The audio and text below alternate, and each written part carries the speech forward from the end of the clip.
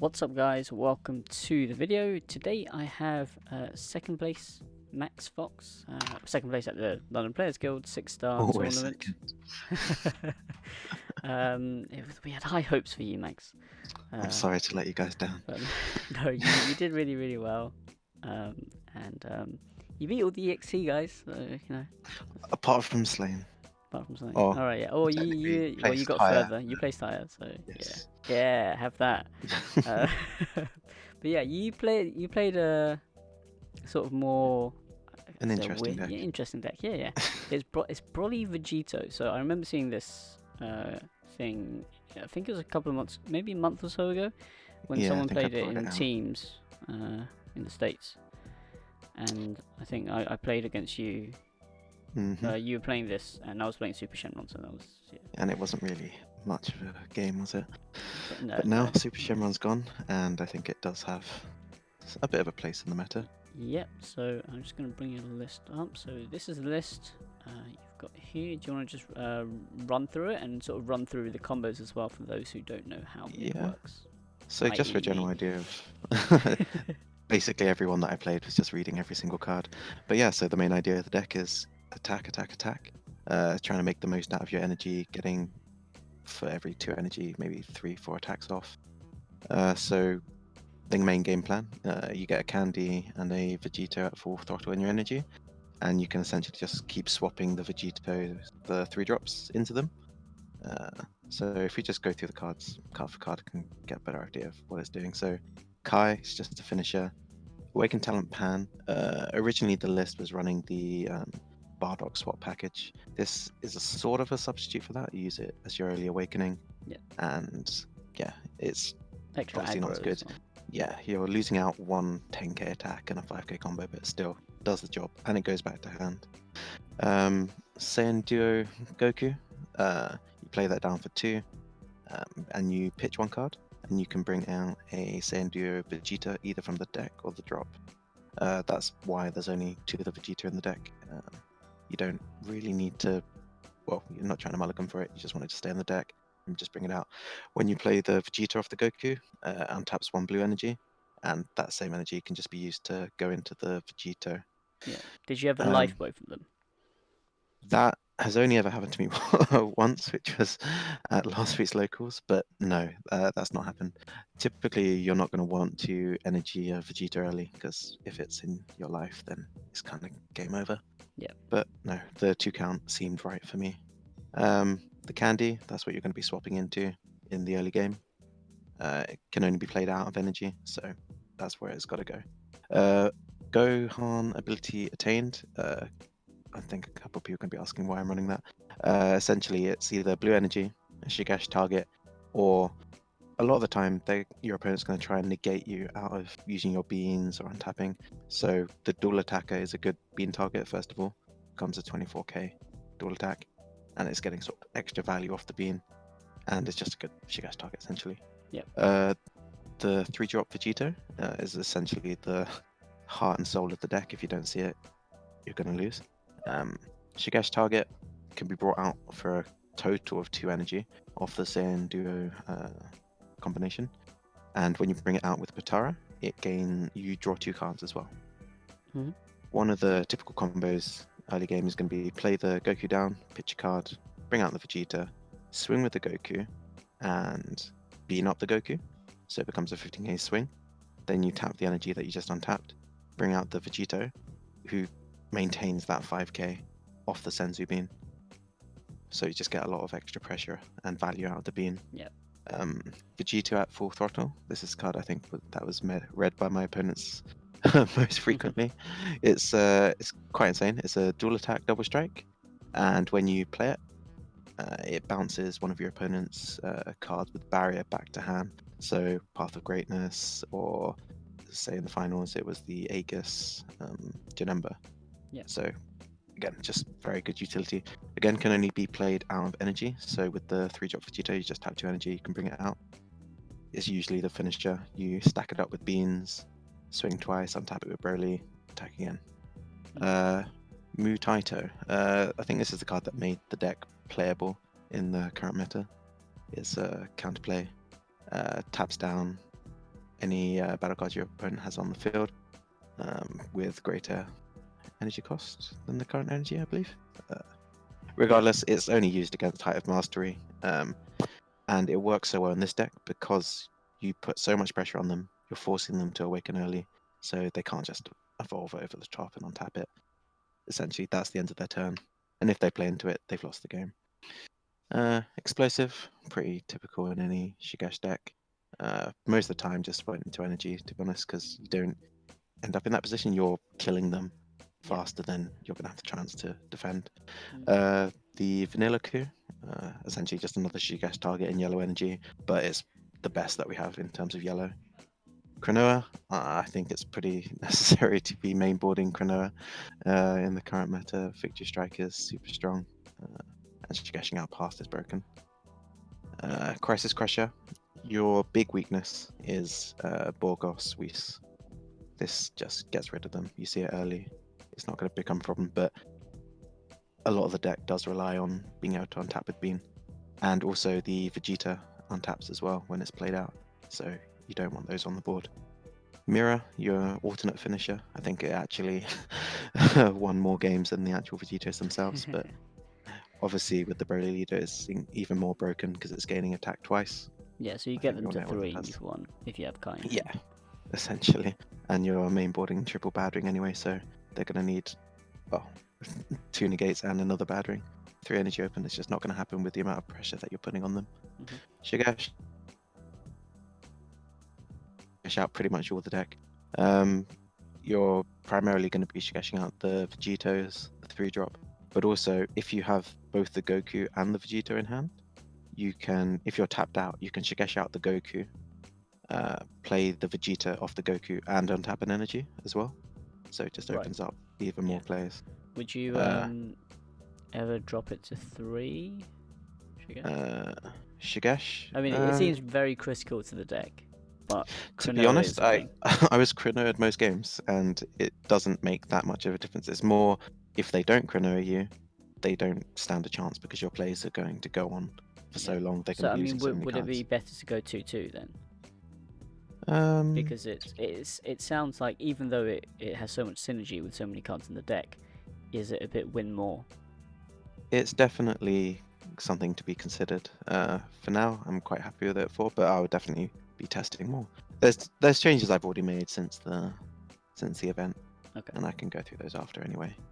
But yeah, Boar Bean, pretty critical to the deck. You get extra value off this because of your dual attackers, things that are attacking multiple times, and you tap it with Broly. It's just insane value. Objection, this is the tech. This came from Jamal. In theory, it's great because sometimes you're going to end up with full throttles or candies in your hand during your turn, and you have no way to play them. So during that same turn, you can just objection, place it into your energy, and then continue your combos. In some matchups as well, if you're going second and they're not hitting you hard, you need to be able to put more pressure on them early, so objection helps with that. Battering, standard, just gonna shut them down, make them lose cards, waste their negates. If they're using a sparking negate and you're battering it and they've taken a life, it's even more value. Cold Bloodlust, you're a Freezer Army leader, so Bloodlust is always a good option. I'm only running 2 just because it's not, you're putting so much pressure on them anyway. It never really seemed needed. And Planet Vegeta just to search out your combo pieces. More than likely it's just going to be used on powers combined. But there were a couple of times during the tournament where I had on turn 2 just Planet Vegeta for a Crisis Crusher and then just play it straight to get rid of Borkos or Whis, just because it's so important. Yeah. Do you think you have enough yellow count here? Because you need 1 energy for the potato and battering, and also you need to pitch one for battering as well. Again, typically Bloodlust is going to go into energy. Your Son Gokus, the 3-drops, the explosive, they will just go into energy. They're more just utility cards giving you options. Sure. I never really found the count to be too low, but most of the time I would have 2-2. I'd either have 1 blue energy, 2 yellows, or 2 blue, 2 yellow by the end of the game. It never really went past that. Okay. So yeah, that's the deck. You're typically winning between turns 2 and 4 at the latest with the objection. With my current build, I've taken out the objections and it's more controlling, more consistent. I replaced the objections with a second Supreme Kai and a Planet Vegeta just for greater consistency. Okay. Someone was asking about Vegito 7 in the stream chat. Would you consider that? Or do you think it's just not needed because that's the thing turn is, 5, right? Yeah, exactly. Gogeta 7 is a turn 5 play, and if it's getting to turn 5, your deck's just not doing what it's meant to be doing, essentially. You should be killing them a lot earlier than that, and if it's turn 5, you're at the point where other decks are coming online, and you're just at a disadvantage. So I don't really think it has that much synergy. Looking at the set 7 stuff, I've seen one of the Vegitos has a Patara for 4, I think the 8-drop. That could potentially work as a ultimate finisher, depending on what it is. But any more than a 4-drop it doesn't really synergize with the deck. Sure. Okay. And in the side? In the side, let's go down. It's on the right-hand side. Just go right. Oh, technology. Yeah. So the fourth pan, those just for the matchups where people aren't hitting you. It's pretty necessary to awaken early. Typically with the 3 you see it, but against something like Janemba with the milling and everything, it's just giving you greater consistency. Mr. Boo from the World Tournament Power Booster was fantastic against the blue Kid Ku matchup or anything slightly aggro. It kind of stops your opponent attacking with 2 drops or less during those first few turns. Otherwise they're top decking cards. I never saw it though. In every match that I sided it in, I would see it after turn 2 and it just became a generic negate. I wouldn't really increase the count, but the card itself I think is fantastic. Striving to be the best, that was more in theory against the red matchup, so Baby Vegeta when they're chucking out the big ape and giving it strategies just as a effective way to kill that, because if it's on the board you can't do anything, or everything is 20k or less. It's all just going to get popped. Minus Killy Zone just for the Frieza Army mirror matches was pretty important and came in all those matchups. Mercenary Tau just because I'd seen what was it, Lord Slug getting a bit more popularity over the past couple of weeks on the meta report, so I thought I'd just be safe. Never came in. Yeah, it's just like one guy. Yeah. Actually, no, it's 2 guys. It is 2 guys. Haru. It was technically you can bring it in against the Broly decks, but my main concern was the Frieza Dende leader, just because they have no answer to it. Again, never faced it, never came in. Shinhan, for the Janemba matchup, it was pretty crucial in the final. I hear a lot of people say that it doesn't really hurt Janemba, but when you're attacking as many times as this deck is, them not being able to beam effectively or use their negates in the way that they want to really hurts them. Yeah, I think it depends on the deck. So it was when Super Shenron was around, it was amazing. Even if you didn't take another turn, because you attack so many times that the TN does give you a lot of value. Yeah, exactly. And it's a 1 energy 15, isn't it? So. Yeah, and in this that's just real value. With the Bardock fully unleashed again, that was for stuff like Baby Vegeta, also Green Broly, just to clear that stuff, because you don't really have many ways to get rid of it. When I played against the Green Broly, I didn't even bring it in though, because the more I became familiar with the matchup, I just found you put on so much pressure. They're killing themselves by playing their Broly as well, that the matchup's just not really an issue. And then the Marseillan is for Borgos again, just more hate for that. Horrible card. Okay, so what were your matchups like? So round 1, I played against a blue Kid Ku deck. I think it was, I can't remember the name of the player. I remember he topped at the UK Games Expo, but I don't think he ever really had a good start. and it was a pretty convincing 2-0. Mm-hmm. Round 2 again against Blue Kiku, but this was against Slane Harris of EXT. Lost the die roll, and I think in the actual matchup itself, whoever goes first has a real advantage, because if he's going first, he's putting down so many of the 1-drops. I can't really get a foothold, even with especially if I don't see Crisis Crusher. So I lost that round 2, 2-1. Yep. Round 3 was against Pan, against Jack, one of our Brotherhood locals. I don't think he had much of an idea of what my deck was doing. I think he was just trying to wait for turn 4 and chain Zenoing me. Just got bloodlusted and he died the next turn. That was another 2-0. Round 4 was against Green Broly. That was against my friend Jack Gregory Campbell, really notable Pokemon player. Mm-hmm. He's just started Dragon Ball. He got top 8 as well. Yes, he came 8th, I think. Yes. Yeah.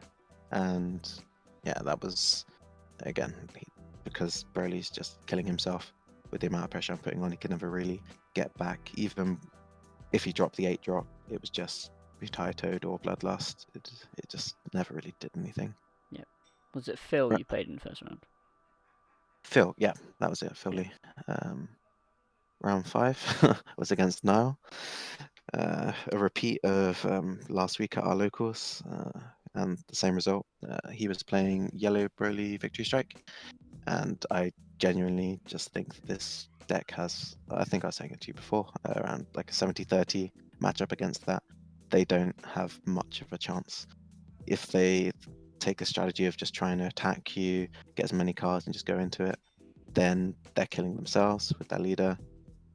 If they, on turn 4, go into height, it's just going to be Mutai Toad. They won't be able to use their Awaken to evolve on top and then untap, because you're putting so much pressure on. They have to Awaken early. If they're not, they're losing the hand. So yeah, that was a 2-0. Top 8, I was against Brad Whitmore. He was playing Shenron Gogeta. Mm-hmm. If you see a Shenron deck while you're playing this, you know you've essentially got an auto win. They're not doing anything for the first 3 turns or so. If they play Super Dragon Ball as well, they're tapping themselves out on that turn 2. You are just annihilating them. They typically won't have that much combo power, so they'll be wasting their super combos early. And yeah, again, they just don't have much of a chance. Yep. Top 4, that was against Nile again. Yellow Broly Victory Strike, pretty much the same result, 2-0. And then in the finals was against Joe. He was playing Yellow Blue Janemba. I think he did a profile with you yesterday, so you guys know what he's running. I think he made quite a big misplay in game 1 that cost him the game. Yeah. And I also made a pretty big misplay in game 3. So I think we evened ourselves out.